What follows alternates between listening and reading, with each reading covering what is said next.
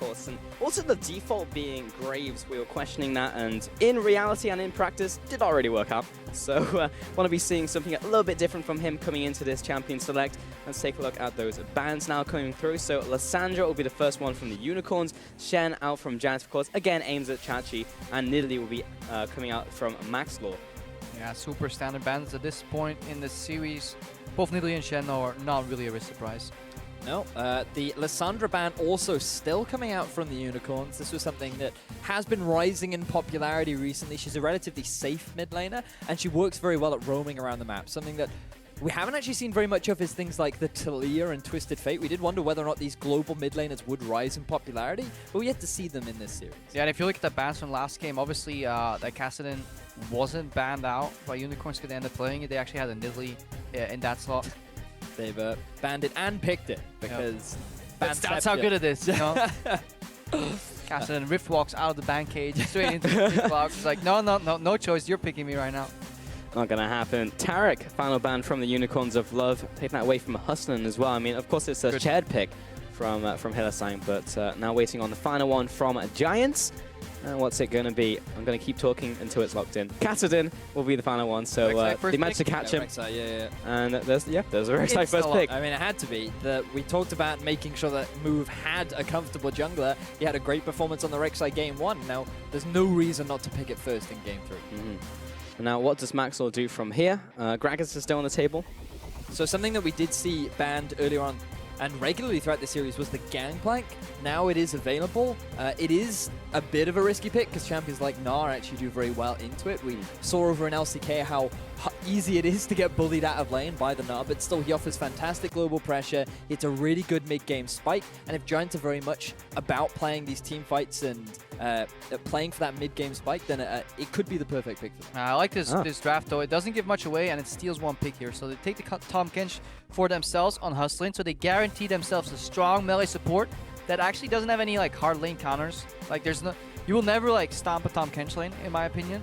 And then they just match jungler for jungler. They say, you know what, we're gonna wait for all the other things. We're gonna look at what your composition, you know, is it safe to draft an Ashe and a Jhin, or do we need a Sivir perhaps? And the Unicorns of Love so far have managed to secure that Ashe multiple times so far. See if they do that once again. Now they have to start revealing some of their laners so Giants can react to it, since Unicorns now on this blue side.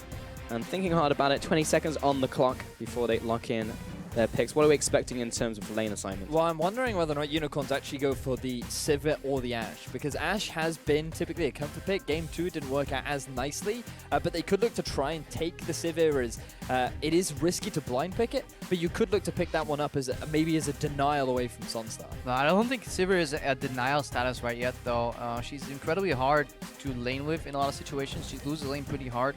Ashe and Jins are far superior on the tier list here, so I think Unicorns are just going to wait and see how it plays out. And Hillesang knows, probably doesn't want to play Alistar this game, and then Bard is up there in the tier list of supports. He's 5-1 with that pick, did very, very well, only handed one loss so far.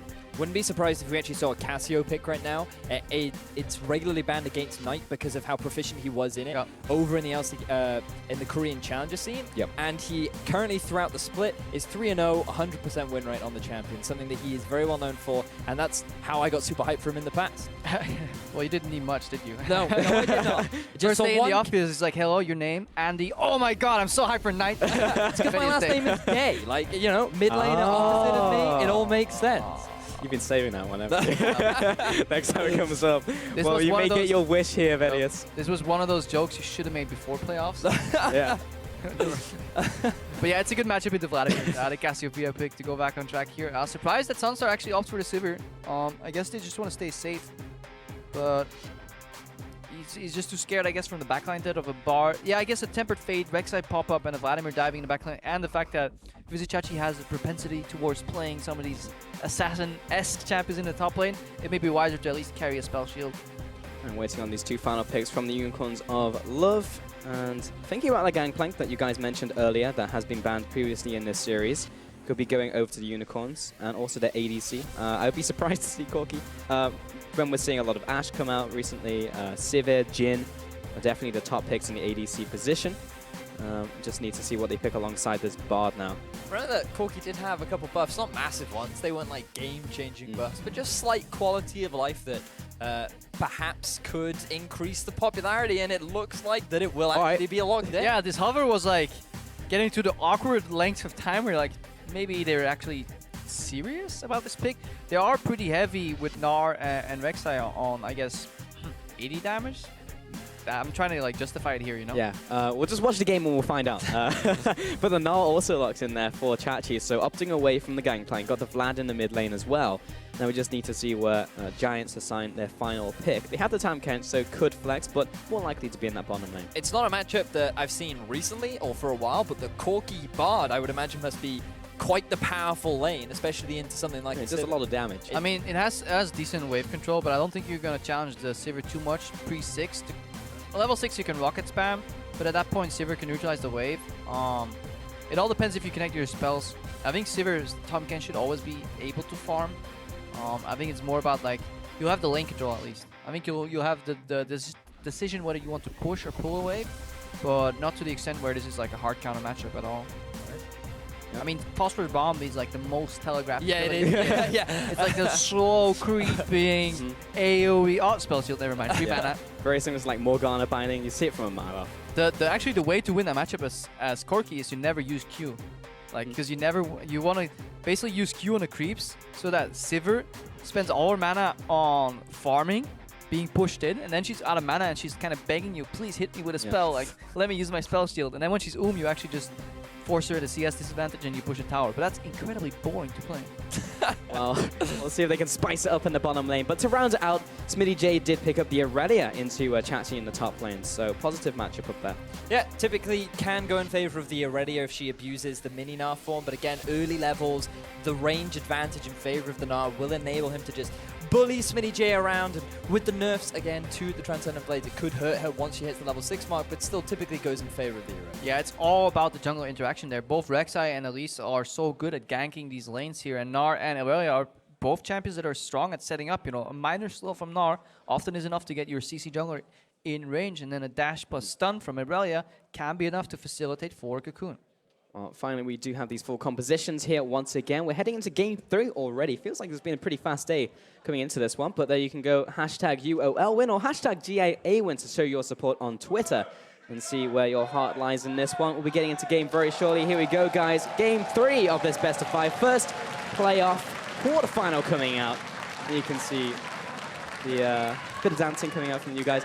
No safety dance, unfortunately, here, Vedius. We're having some fun with that. Ah, the safety dance. Something that you should always be aware of, but definitely recommend that you look it up because your life will just feel happier, safer, more safer. I had no idea what that was. Surprisingly, no. No, it would not. But you definitely feel happier as a result. It will enhance your life for sure. Yep. Now, the Unicorns, they've done some interesting level 1 stuff throughout the series. And it looks like they're going to go for something, once again, a little bit unique with Exile down the bottom lane. So you can see that this level 1 is like an evolution of Screaming on Dispatch for a couple of weeks, where it all starts with bot laners getting access back to their camps, then realizing that you can punish people once they walk back from their camps. And TLDR is that there's a lot of like contesting around brush access early in the game, which means like pre-1 minute, because whoever's in that brush can see if at least it's warded, and then you could potentially camp it. They're walking back to lane, guess what? You do Bard Q, Corki Q onto Sivir and Tahm Kench double stun, suddenly the lane is over. So to guarantee that maybe Giants would contest that brush, Unicorns left send like 3 people randomly there, maybe burn a flash. It's like, you can tell that this doesn't magically happen, like randomly sending your mid laner into a brush here. But very often you see matchups like double ranged, hide in the second brush and then punish once the enemies walk back into the lane if they do camp. Giants, however, they're really clearly playing around topside. They didn't get any wards inserted into their jungler, and they actually got a hard leash for max score. Unicorns can see this though. If Sivir goes to the Gromp and returns back later, they know that she leashed, especially if she uses mana, but she's not using any mana. By power of deduction, they can actually figure out that this Elise is going top later on for topside control. Interesting. Exile takes away one small Raptor here. Was that just for the extra bit of experience to try and edge ahead in terms of levels against Knight? I think he levels up on first wave then, Fetty. Instead of 7-3. Because I don't think the small ones give you enough experience, because I know that the amount of jungle experience that you get from a camp, I honestly don't think it's going to be enough to actually shift it a huge amount, but It depends on how many he actually took. I bet if he only took one, I don't think... I'm really curious. He took one. He took one. He leveled up. I'm like 90% sure at this point, but it's too late. Because they're both level 2 now. But I looked over when there were 3 melees up, which means he hadn't killed any one of the... Vedius, go back and check. I will. Okay, we'll find that out, because that is actually really important. Taking away that one creep, that one raptor, good adaptation. Didn't get the level 2 punish, though. Yes and no. He gets level 2, but he loses lane control for it. Vladimir's trading pattern usually means you do a couple of Qs on creeps early, you get the push, and then you Q aggressively whenever you have like the amplified Q proc. Yeah. But if you're late to lane, Cassio gets the push anyways. It's more of like you neutralize the potential advantage that Cassio gets from pushing. It's really minor, but it's actually easy to play. Saw that drop down there. The last time we saw Corky was in the very first game of the split. So you can see Unicorns of Love, of course, went back through the history books, and it's just like, oh, well, we'll see what worked in the past and see if it works now. As Exile taking a lot of damage in the mid lane, has to flash away. Did he though? Because Knight was out of mana. Yeah, I mean, he didn't... It's a rough one because the mana cost of the E is actually quite low early on. It only does cost 40, so I'm not entirely sure if he did actually have enough for that final E. So to play on the safe side, Exile did just to go for the flash, and if Knight had actually just gone for the flash auto-ignite, that also might have been enough to get the kill. So I think it was the safe play to make from Exile, but either way, he's not going to lose his life. I really like not flashing after panic flashes, because you get control of the lane, you have a flash yourself, and you still will get a better base because this guy's low here. Now we finally see kind of contention here. Maxlor is in the enemy jungle already, so... And he got the Scuttle Crab. Really playing around the top side, really trying to neutralize move, so Smitty J gets access to a 1v1, you know, no jungler. Final destination, no items. Irelia versus Gnar. So, working out so far in this game. Unicorns of Love, we're trying to find a collapse from Exile, but we're a little bit slow there. So didn't make it happen. Now Exile has to face up against Knight without his flash, with a wave pushing as well. Knight will try and keep it here as long as possible, potentially open up a gank for Maxlor. Meanwhile, on the bottom lane, got Veritas and Hillisang, both running Thunderlords as well, so a lot of damage coming out. They land their combos. Yeah, Hilly, we saw him take like the Chime Express through the mid lane. It's because they have lane priority. They can always push up the Sivir Tam Kench lane, but they can never punish hard enough. If you, God forbid, get a stun on Bard, or from Bard onto the Sivir, he will just get devoured. And trying means you proc your spell shield all the time, which means he's full mana, and he gets access to free wave clear. So all these effects kind of just neutralize each other. Corky, Bard decide where the wave is, both champions farm it equally. So you can't like overload him. You know how people get stronger, you know, when they're given energy, you can't like throw so much at him like he eventually just dies. Yeah, you need to land like 3 Qs in a row and a Phosphorus Bomb, and then have the damage not get denied by Devour. So it's incredibly hard. All right. So TLDR, just pushing it up. Don't. Doesn't work. That's not how the boss fight works, unfortunately, in this bot lane. That was the worst realization I've ever had into this Sivir matchup. Is like, so the way to win for me is to get slowly watch your mana bar creep down. So like this is gonna happen every time. Exactly. Yeah. Like you're not supposed to do this. You literally have to wait for 7 minutes. After 7 minutes, she goes out of mana, then randomly bases, and it was all for naught. That would be a really poorly defined boss fight, you know? It was like, that was the mechanic. You just gotta wait for like 7 minutes. Like, all right, guys, now we can play. And we've got this top lane where Smitty J did manage to get that one-on-one now. And he's a bit ahead in farm, but Chachi's got that wave coming in here as well. Yeah, so he's not basing, but he's looking for the level 6 spike combined with his jungle showing up. He's actually trying to bait Visit Chachi, saying, hey man, I overstayed my welcome here. Cocoon comes out. Oh, and it lands on Chachi as well through the minions. He tries to hop, but the first blood from Maxlor. Fantastic setup from the Giants, exactly as you called it, Crapo. The setup was there because Smitty J, he was just baiting it out. He was asking Chachi to just, you know, overstep just a little bit. Maxwell comes in, doesn't even have to use his flash, gets the max range Cocoon, and in the mini-nart, they had more than enough damage to secure themselves first blood. Yeah, because sometimes in top lane matchups, it happens so that if you base very late for your items, hopefully this duel doesn't go to the death. No, it doesn't. If you base really late for your items, guy teleports back on level 5, but you are now like half a wave of experience ahead, which means you're about to hit level 6. So you can see if you can maybe all in him 6 versus 5 with an item disadvantage. Vizichachi said, you know what, I can take you with your ultimate. Can't take you in the jungle though. That was a really good timing from Maxlor. Now fight in the mid lane. Knight in this one-on-one, getting onto Exile. He'll go down into the Sanguine Pool, but Move is here. Oh, he gets underneath the Petrifying Gaze, but Move doesn't have the damage or the range to get on top of Knight. Now Maxlor with the response. Volatile Spiraling lands, and after all of that, no one actually has. Oh, Move stays. We'll get through the tunnel, and Maxlor not in range to finish him off. So many small the Raptors! This move. The Raptors is able to get away. Doesn't fall prey to his own jungle, but there were just there are so many little things. For example, like Knight overthrowing his Miasma, thinking that Exile would run through the bush. That means that Exile doesn't get the stacks of poison. That also means that Knight doesn't get the amplified damage on his Twing Fan. But because Knight also had the Igniter, Exile overcommitted a little bit too much, thinking that he could win out on the trade, and didn't respect the fact that his sustain was heavily mitigated by that Igniter. Yeah, and all that, if it wasn't for two really solid jukes by the Unicorns, that would have been an 0 for 2 for them, and Giants would have led by 3 kills in this matchup here. So individual outplays were required to save the Unicorns and keep them relatively even in the game, but they are still 900 gold behind. Exile, I need help. Triple Ruby Crystal being picked up in the mid lane here with the Null Magic Mantle. The Kaiser Chief build. Gonna let one sit. Unicorn. Don't get the reference. Don't get the reference? They have a song called Ruby, Ruby, Ruby. Ah, now I get the reference. Good job. My pop culture knowledge is that of a spoon. Whenever I make a reference and Vedius gets it, I decide not to use it on air because it is too commonly known. Using the Vedius filter. Giants now in the bottom lane.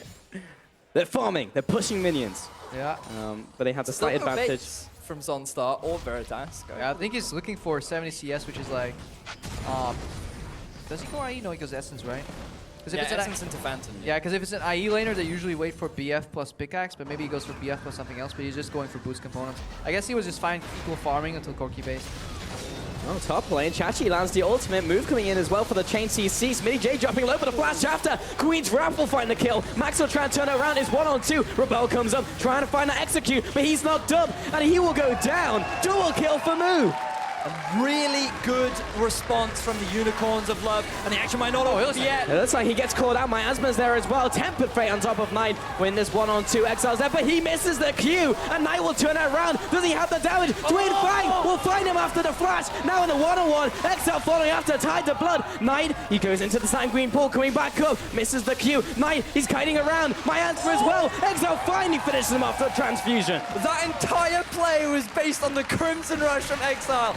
Knight just had to land that Q, and he would have been able to get the 2 versus 1, but unfortunately he missed it. Really good side steps and more action. Special delivery. Hustlin being knocked to the side move. He's getting slowed down, but those stacks are adding up from Hustlin. BJ coming in as well. Veritas trying to lend some support, but gobbled up, getting Kirby'd. Move comes in. He's dead. Hustlin still survives. Still survives. He gets 3 stacks, then goes for the tongue lash into the Devour combo. So many things happen, but then this initial fight is actually the later stages of this fight. Vizichachi dropped here, because this is what Giants were doing with that initial fight where they went with Elise top. They were setting up the same rotation that Unicorns did in the first game, if you guys remember. Bottom lane bases, then goes into the lane swap fight in the top lane. The problem was, Aurelia Elise lost the 2v2. They thought they were winning, and they didn't wait long enough for Elise to show up.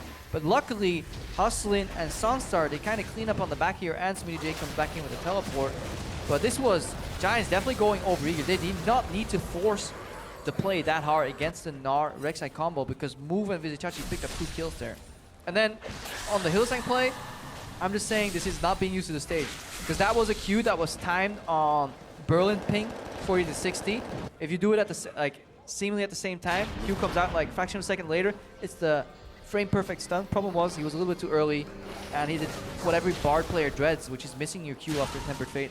Surprising as well, because we've seen a lot of Bard from Hillsang. He's picked it 6 times in the split, 5-1, has typically done really well. Been very impressed by his play, but something I wouldn't expect. It was, I think it was Kasing last time we saw play Bard and just missed over and over and over again. It's just because ping actually influenced that a lot. If you get unlucky with Berlin ping, you have 60 ping on offline servers. You always play with 9. I'm not saying that's the mistake. Maybe you just choked, you know. Yeah. But it's definitely something you have to get used to for timing-sensitive Qs. The counter argument here, though, is why bother? Because the dude already flashed, so you can be a little late on your Q. Wait it out. Top lane, Smitty jumps on Sachachi, gets a slowdown and a lot of damage. Because the flash and the cocoon doesn't quite connect. It was just out of range. There's a bit of tilt going on this game on Maxlor. Well, I don't know if it was tilt, because to be fair to the guy, it was still on the money. If he was just ever so slightly more in range, he would have been able to land it. GIA Vedius. Yeah. But now Move, he's trying to respond. He's looking for the knockup. Chachi's very low, but he's near Megaphon. He wants to get in range for the ult, but, well, Smitty literally backing away. He's very scary as well. That's how all my skill sets go, you know? If only they were just... I was just out of range. I didn't miss. He was just out of range. Yeah. It was a zoning cocoon, lads. It was a zoning cocoon. Now, Sonstar and Hislin are in the bottom half of the map. They could look to try and set something up with Veritas. Yeah, you say a keyword there, and because Hustler needs to stay close. Because Corki, if he's building Triforce or God forbid he gets a spike early, he will win every 1v1 duel with enemy AD carries, even through Spell Shield here. So if he gets the Valkyrie off Sivir, he will win that duel. And now in this game, just checking in on how everything's going. Basically very even in terms of gold and kills. This mid lane has been very interesting for me, kind of swinging Knight's way when it's come to 1v1s, but then junglers are getting involved, and that's what you were talking about before, Vidius, where Move and Maxwell are going to really prioritize. So the mid lane matchup's quite interesting because Knight naturally has kill pressure in the lane because of his Ignite, but on top of that, Cassio is a sustained DPS mid lane mage, where while Vlad is typically a sustained DPS mage, you cannot match the sort of DPS that Cassio can output, especially if he has the poison stacks on you as well, which is why she's typically picked into the Vladimir. The usual weak point of her is during very early, Vlad can get an early shove, but in this setup, Knight was actually the one that got the early advantage, even with the extra camp, and even though XL tried to rush to level 2 to get that early shove, he wasn't able to set it up properly because of how Knight positioned himself during the lane. Yeah, the other weakness is that she doesn't have sustain. That's well, true. She does have sustained DPS, she does have sustain, and Vladimir has sustained DPS and sustain, which is cheating. Best or winner. winner with chicken dinner. But yeah, you can see what happens right now. You can see he's even built Merc trades. I mean, that's how much he's afraid of the Cassiopeia right now. I mean, not only the Cassio though, Aurelia That and is true, Elise yeah, come yeah. into effect there, especially Smitty J, who's maxing E2nd. Equilibrium Strike was left on 1 point only by Vizicachi. That's the way he likes to play his hyper-mobile Aurelia. However, Smitty J is of the old school approach, which is one-shot. Obviously, if you botch the creep, gotta use E on the wave there. Mistimed his Q timing, or his Shin timing. Yeah. But that's a one-shot Aurelia build. It's dash in, you don't use your Q for anything else. Just give him a Shin proc, WQ dash in, stun them with E hopefully, and then hope for a one-shot. Of course, the Q applies. And yeah, Chachi will get the top lane to himself for a little bit. Teleport is available for Smitty, but probably doesn't want to burn it on top lane, especially now that Sunstar's rotated up there. And after all of that, Chachi's actually built up a bit of a sizable farm advantage in the top lane. So Yeah, in any Gnar matchup, it's really crucial to get Frozen Mallet early because it allows you to keep these melee matchups at bay. However, if they have innate gap closers, Smitty J can still get close. So now we've actually seen the swap come out from Giants, both Sonstar and Hustler in the top half of the map, but already Veritas had gotten the shove onto the bottom half of the map. He'd already responded, and they will now be hitting onto the turret first. So even though Giants were the ones to set up this play, it is likely that Unicorn to be able to get as see a 1v1 in the mid. Knight connecting the Petrifying Gates will flash after Twin Fang as well, but a bit of healing back. Using Crimson Rush there from Exile will keep him alive. Bit of a misplay from Knight because he didn't quite time his poison stacks with his flash, which means that his E didn't have enough damage to secure himself the kill. He will force both summoner spells out of Exile, but he had to do it with his own in return. So fun interaction in the mid, but unfortunately no kills gained either side. But more in terms of the whole map play, you can see that Giants forcing this play on the other side of the map really hasn't done them any favors. Yeah, but they have the time catch rotation here. Once these towers open up and people overextend, Maxwell can come in, and that's a dead Vizicachi. Oh, maybe. Hustling jumps over the wall. Yeah, he's dead. So maybe we need to hype him this. No, he's gone. Oops. Oopsie. But yeah, that's the power of time catch support, and that's what you see very often, even in LCK. He really wants to sit with carries in the mid lane, because you can leave your AD carry to wave clear, and then you step any step to the left or to the right, and suddenly you find yourself in a different lane. It's like a TF ulti on steroids. You get 2 TF ultis. You get to bring somebody with you. That's how steroids work. Interesting. Jan should be able to take this top You get 2 muscles instead of 1. Yeah, you know. News to me. Should be able to take this up. Should be fine. So Giants securing their first tower of the game, evening up with the Unicorns of Love, but they're taking one in the bottom lane as well. And there's nothing that Smitty can do about it, really. Because while the play was happening from Giants in the top half, Unicorns actually went for the first dragon of the game. And because Move was already on the bottom half of the map, Helasang was setting up deep vision. They could just instantly rotate around because of the push that Veritas had already set up for himself. They won't be able to take the turret, but the amount of damage that they got onto that tier 2 is really good for the side of Unicorns. Yeah, this is Vizicachi, like, you're a top laner, you're just pushing the wave, it's fine, you see a Sivir, you know what, I'm out, and then suddenly there's a whirlpool in your lane. You get, guess what, free jacuzzi, nope, Tom Kench. He could have flashed a little bit sooner there, I feel. Definitely could have. No reason to hold it, especially with the Elite support next to you. But there we are. Hopefully lessons learned from that point on. That's how the cookie crumbled. has to deal with it, has to live with that decision. Doesn't actually, because he's running corruption potion. No, actually, no, he's running cookies. But doesn't have a cookie, no biscuit. Yeah, not in this game. Oh, Knight caught out. Oh, Low mobility mage. Ooh, There's the stun. Q landing, but unfortunately there's no team to capitalize on it. Yeah, but that's just for confidence. Sometimes, hang on, Tam Kenchel comes in on exile. Confident. Tam Kenchel up, landing. Well, both of those skill shot missed. A double stun from Bard. This is Hylissang. He's warming up, you know. There is so much zoning going on in this game. It's something like throughout the Unreal. series. Just No. Sometimes you say, team, I know we have no follow-up, but I just got to prove to myself that I can land this ultimate. I got this. I got this. That's when you usually flash out too afterwards. Yeah, it's a demonstration of skill as well, because if the team, like, you know, need to follow up on your plays. Knight right now is going to start respecting Tempered Fate, you know. Yeah. It's all about just asking them politely to stand up so they can sit down.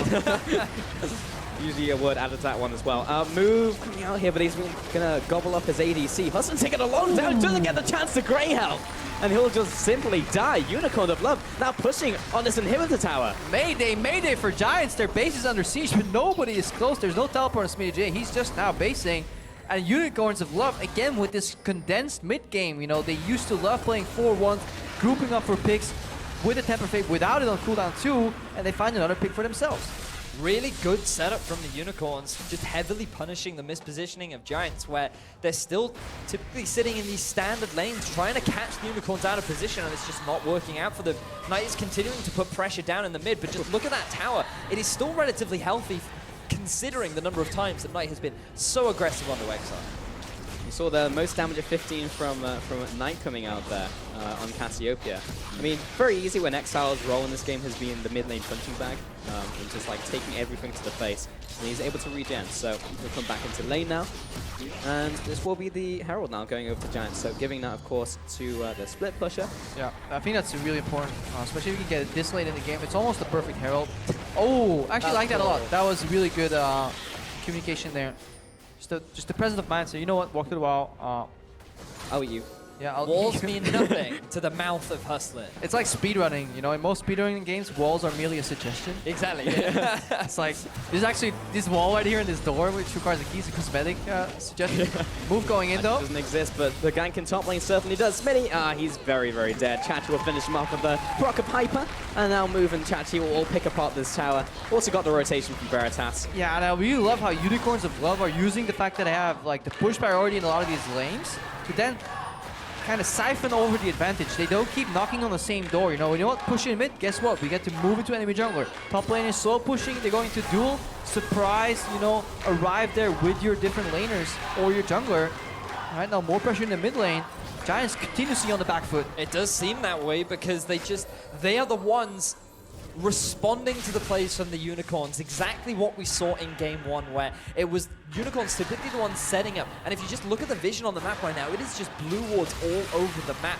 Unicorns realized the play that came out from Giants. They took this opportunity to get some of the deep vision down. It enabled them to get the dive down onto Smitty J, and they still have these pink wards on the bottom half of the map, so they are very confident in where they can make these plays. And we see a 2,000 gold lead here now for the Unicorns, and the game is right now kind of being spelled out for them. Like, the next objective is in 50 seconds. It's an Infernal. You can bet your money that Unicorns are at least thinking about taking it. And that's what they're doing right now. Early investment into Vision here. Getting some deep wards, which means the Giants want to use their Vision Denial. They have to use it in their own jungle, which means the river will still be in the Unicorns' control. All they have to do is avoid being poked right before this dragon spawns, potentially base again. But Hylissang still has 2 wards.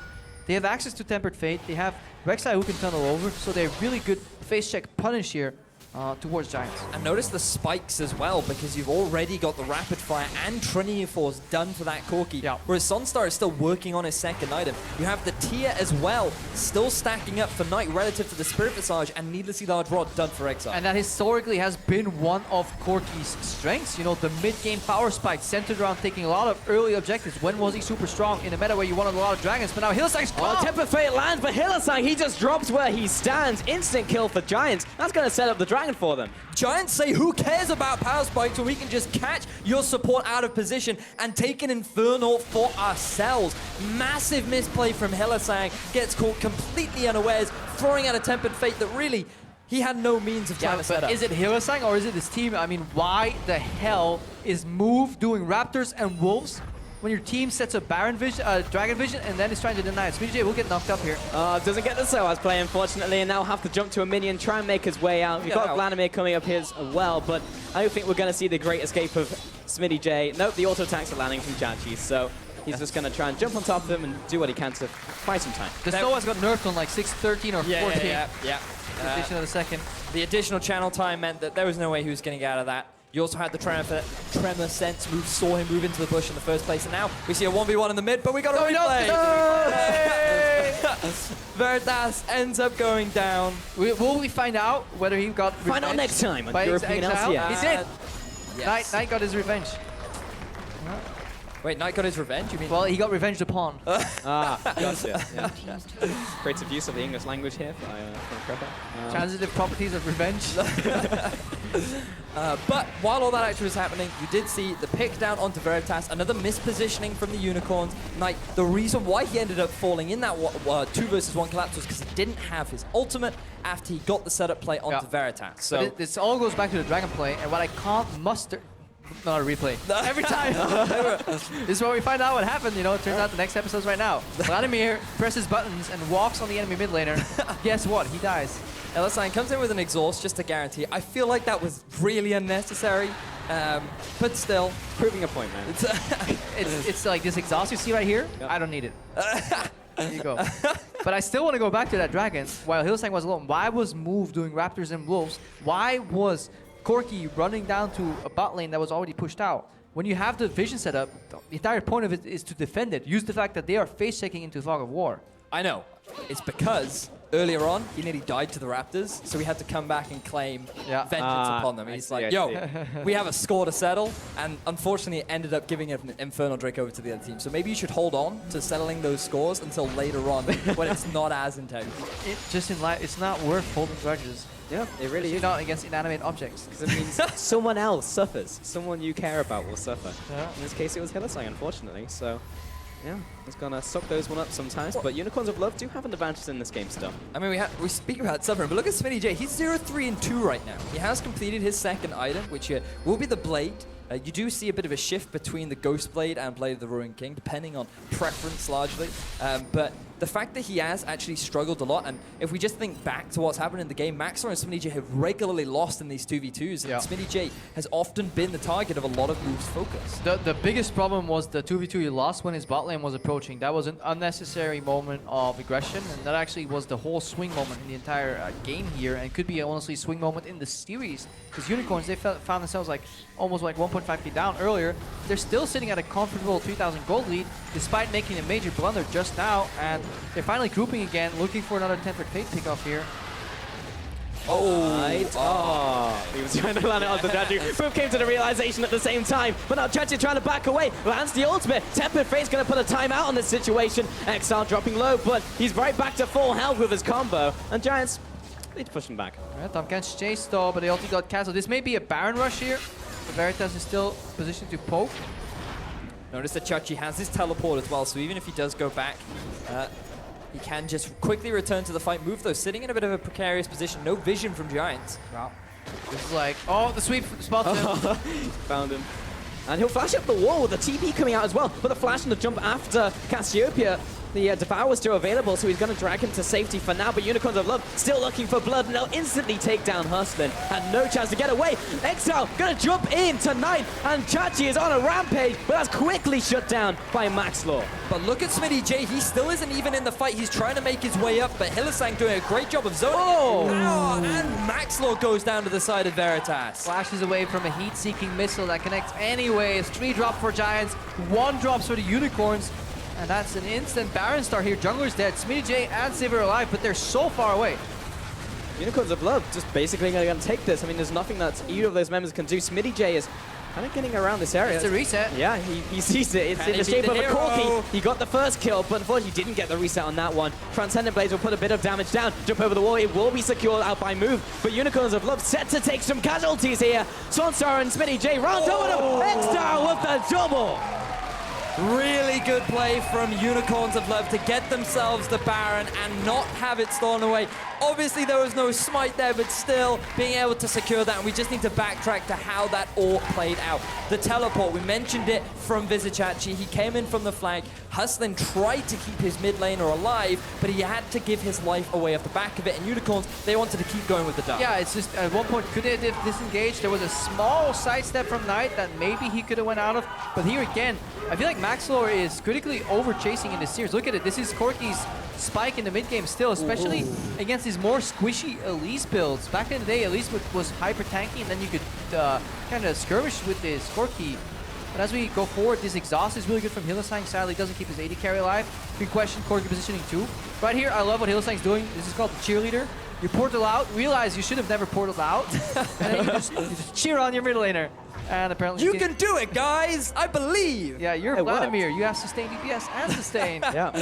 1v2 then, boys. To be fair, Exile. that pool at the very end to buy time for his ultimate resulted in him actually getting the sustain to win out on that trade. So, fair play to Exile. Like Exile, body them. It's like, all right, I got it. Body them fools.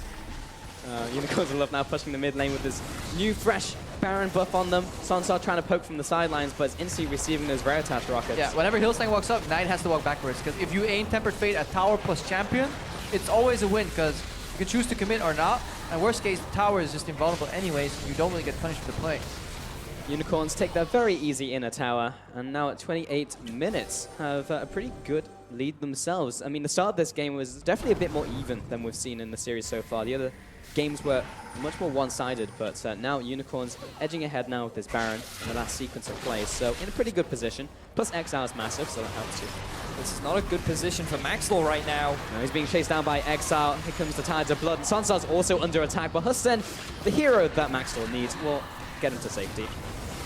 To be honest, Giants really struggling to know what to do against Unicorns right now because Corki, with the completed Infinity Edge, 29 minutes, so much stronger than Sonstar is right now. When you pair that up with a Vladimir who's completed that third item proto bout, on top of a Baron as well, Giants have no real way to turn these fights around unless Unicorns overcommit underneath the turret. Yeah, Exile with Ghost Flash, Proto Belt, and Realize is almost impossible to deal with because he's so sticky. Like, he'll get to you, slow you down with the Rylai's Crystal Scepter, and then he has Moonstart of his own. He can dash in Gap Rolls with the Proto Belt, and on top of that, he just does so much damage.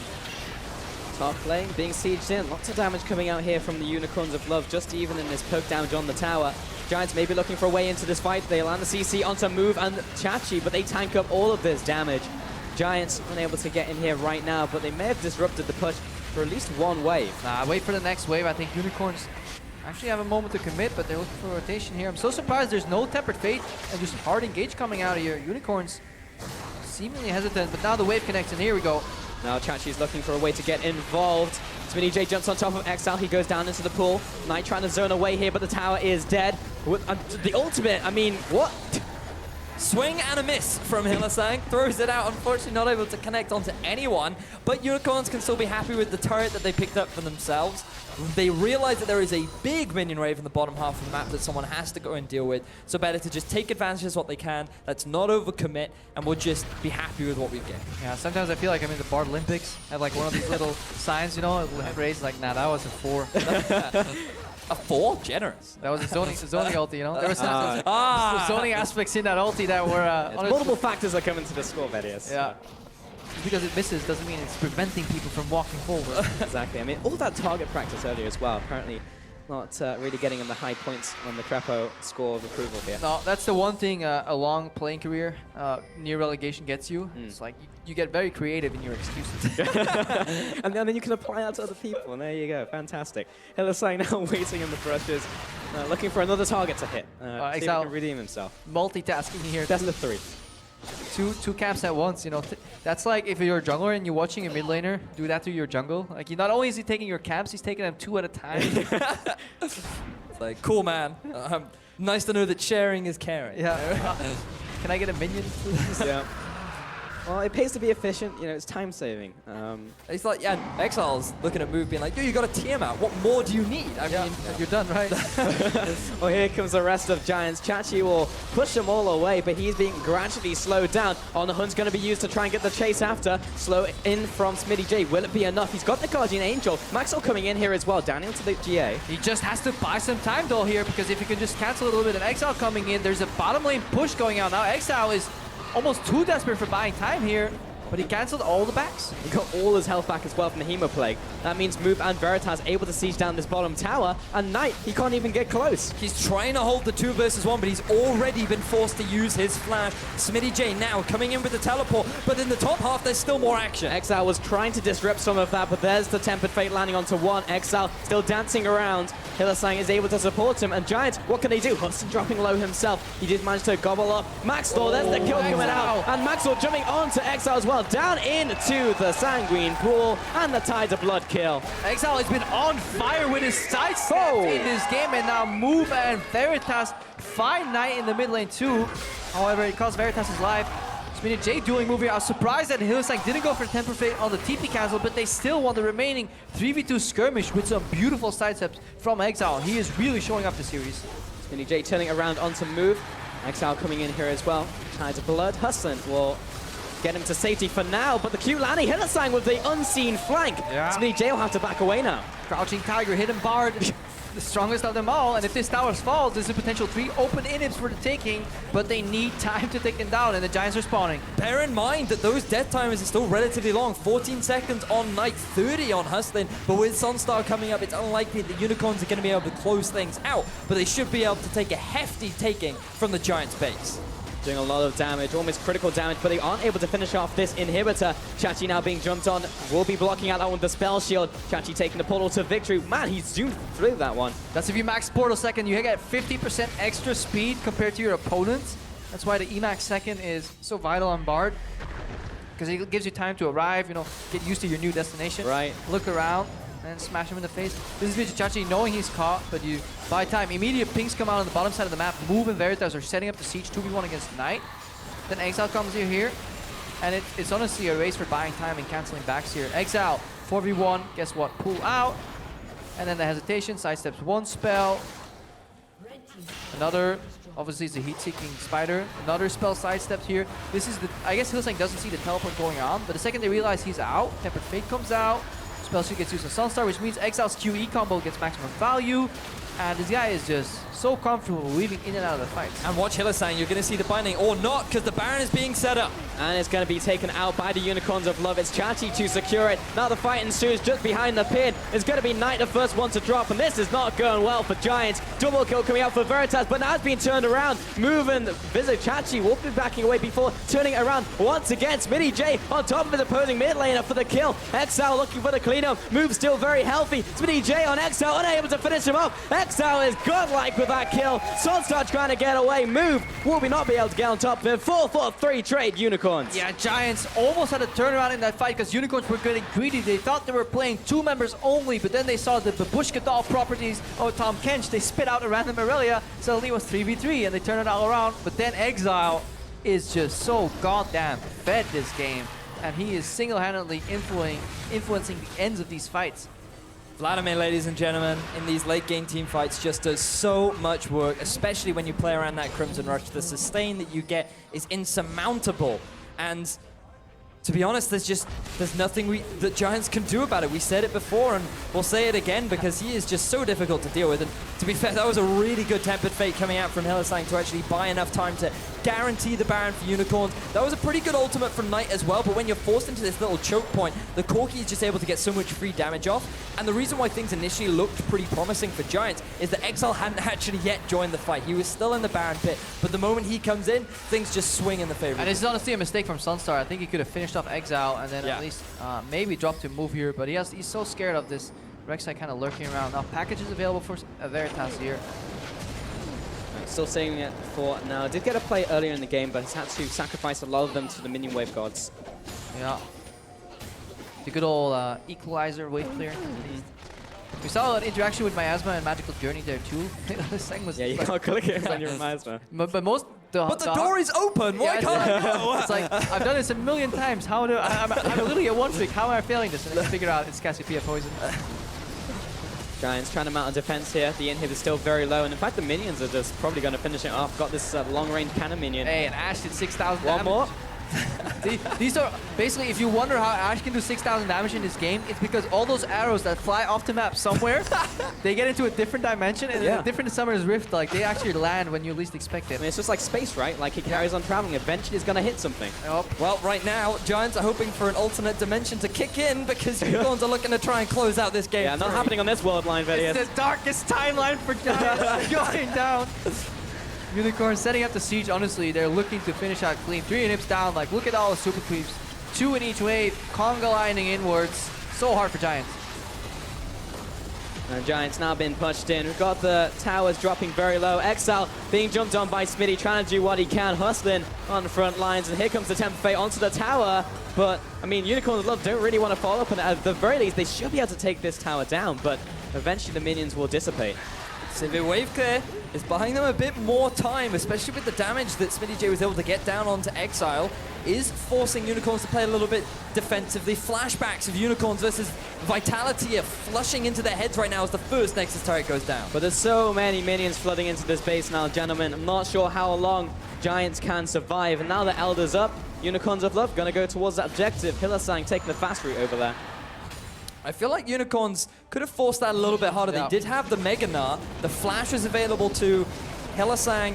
There were many options with that Tempered Fate. I totally agree, man. If you just backline Tempered Fate, the one healthy tower plus like 1 or 2 members, and you just focus the other tower down, you win that fight so hard. But, however, I understand the need for caution, because it's so easy to play from your chair, because you always need to account for human error. And in these conservative ways to close out the game, you just try to minimize the risk of human error because you have such a large goal lead. You have 3 inhibs down. However, if you make one mistake at the end of that, then the lower you make the risk, the more time it takes for you to get to that final play. But then the payout for the enemy is the largest, because if you fail after 10 minutes of stalling, suddenly they're back entirely in the game. Hillasang just having flashbacks of the Vitality game. He was like, triggered. And I was like, actually, guys, we should back away. They're telling Veritas, unbind Valkyrie. Yeah. In that game, he actually arcane shifted in with QSS and then missed QSS too. So they're just telling him, no W's. No. Must avoid button. Yeah. But double GA now completed for the Unicorns as well. Gonna make that front line even harder to kill. And if Giants didn't already have enough problems, Unicorns have returned to give them 99 more. That's not how that reference goes. Exactly how that song goes. Unicorns of Love. You're also the worst person to be making rap references, Vedius. Exile dropping low into the pool. He's going to be surviving. I just can't even English anymore, man. Giants find their way into the Unicorns line. There's a good Tempered Fate onto 3. Maybe able to get a good engagement. 4-man Nara ultimate. Getting into this fight. Smitty J coming onto the back lines, but no one's dropped just yet from the Unicorns. Goodbye, Knight. Goodbye, Smitty J. And this is the Unicorns game now to finish off. Double kill out for Chachi. Veritas coming in there with the Corki as well. Goodbye, Hustlin. Say goodbye to your Game 3 dreams. Sunstar, nowhere to go. Wham, bam, slam. Thank you, man. Visit Chachi comes in, bangs him into the wall. Nexus Tower goes down, and this is Game 2 win here for the Unicorns. They are 1 game away from taking the series. Well played by the Unicorns of Love, taking it to match point against Giants here. And 2-1 in this series. So looks like at least our predictions are on point here. Yeah. But it's close. And at the end, that last Gnarlty, it's like everybody saw it coming. There's like a collective like grasp of air. Everybody's like, nope.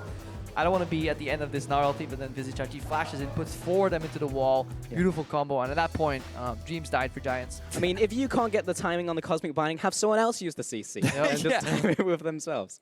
And the bright side is Veritas held on to his W. He didn't go in too aggressively, but the initial follow-up after that play from Vizichachi was absolutely spectacular. What a great way to end the game. It did take them a little while, a trend that we still see from Unicorns, where they do struggle to close things out. Not quite as decisive as we saw from Giants in Game 2, but definitely an impressive Game 3 to now give Unicorns of Love that edge in the series. I'm just enjoying this series because like both Giants and Unicorns of Love, to my knowledge, have at different points in playoffs lost 0-3 to H2K, gotten like smashed in quarterfinals. but they're actually delivering a quite enjoyable series. Yes, it's not always perfect, but we're moving back to a meta that is 2v2 only, and certain play patterns you just have to like get used to again. But I'm really hoping for, honestly, a 5-game series, because I want to see how these big bans evolve. You know, is Hillsang's Bard going to be taken off? Probably not. And like, there's just, yeah, so much to watch. Well, we'll see if that is the case. But Unicorns of Love are now 2-1 over Giants. So let's check in with Stress to talk about how we bloody well got here. Well, from one Brit to another, thank you so much, Pulse. I really appreciate the wording on that. We want to break down one play here from this game that severely slowed down the Giants in the early game. And the reason we're picking this play is because this is the type of play we're expecting to see very commonly here in playoffs for 6-15. If you haven't been catching some of the other regions that are already on this patch, we have started to see teams start to do this. So what I'm going to do, first of all, is set up the replay. And by doing that, we're going to take a larger look at the minimap, because that's where we're going to start this playoff. I need to move my tools a little bit further away, because where I want to start is over here in the base. You can see Tom Kench has already recalled and they've come back away from the bottom lane. This is the first phase of this play. Is as soon as the AD carry and support are recalling, the idea here is you actually push in to the top side of the map and you look to try and go in here and look to try and push down the first tower. Of course, this is after the fortification buff has dropped and you're able to get the push onto the tower, get that first tower blood for yourself. So when we go back to our normal view and take a look at exactly how this plays out, it's slowed down by the fact that the Unicorns seem to be already reacting to this. You can see Maxlor is looking to set up a play in the top side, but so is Move. Move is around in the top side of the map because he knows this type of play is about to happen. As we roll the clip on, the whole purpose of this is Tom Kench and Sivir, when they get to about here in the lane, they're going to look to Abyssal Voyage forward. So what Move does is he puts the pressure onto the lane. They know already this is meant to be a good matchup for Smitty J, but all of this action in the top side is slowing down the Giants. And as soon as this play is all completed, it's already impossible. At this point, a little bit of a mistake by the Unicorns because they're pushing into the tower. What they need to do is just buy time for this guy down here, Veritas, to come up into the lane, and he can actually defend this. So Chachi doesn't need to die in this scenario at all. No point in doing that. Already the Giants cannot shove that lane in. And what this ends up resulting in is Veritas arrives in the lane, gets himself a kill, recalls, goes back to the bottom lane, and they end up getting the tower first blood for the Unicorns anyway. It's just an influential play that slowed down the Giants. We're going to continue to see teams try and 2 or 3 or 4 person dive in the top side after that first recall. And honestly, it allowed the Unicorns to at least have a good platform to get further and further through the game. It didn't win them the game on its own. There were further subsequent fights that allowed Exile to get further and further ahead. But that was the style of play we're going to see here on 6-15 very, very commonly. It's time for us to take a quick break, though. When we come back, we're going to have match point between the Unicorns of Love and Giants.